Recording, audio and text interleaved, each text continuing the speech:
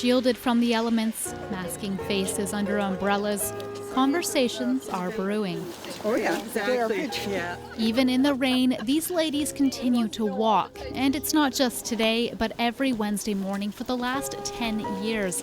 Walking and talking because they share a similar experience, losing their partners. The anniversary date's coming up in 16 days. Be 11 years. 11 years since Sandra's husband passed away from a sudden heart attack, leaving Sandra to struggle with the loss of someone she shared her life with for over 37 years. She turned to agencies in Victoria, but nothing really worked.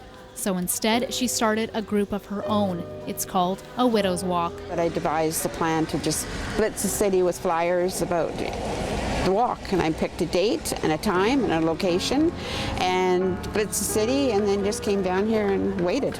And 4 or 5 women showed up the first time, and the walk's been going ever since. Over the years, women have come and gone, but some, like Sandra, are considered long-term walkers. I'm probably the one that misses the least Wednesdays.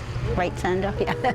Juanita Lepke has been coming here since she lost her husband a decade ago. It's probably the best kind of therapy is to be with people who suffered the losses similar to yours. So, you know, they understand what you're going through, and you don't have to use words. You just know. A Widow's Walk has grown so much over the last 10 years. It's expanded outside of Victoria. There's now a group in Sydney and one in Chilliwack. And Sandra said there's even interest from the men, and she's thinking about starting a co-ed group in the new year. We'll see what happens with getting the co-ed walk going.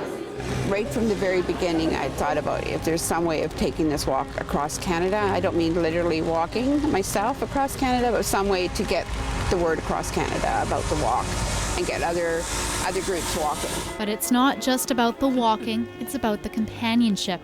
After a 30-minute stroll along Dallas Road, the women gather at Ogden Point Cafe for some coffee, tea, and a little more time to heal.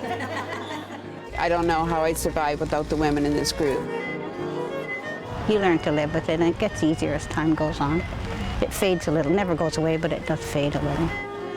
After a hot beverage and a few laughs, these women say their goodbyes until next week, going their separate ways, but not feeling alone. In Victoria, I'm Jen Moranitz.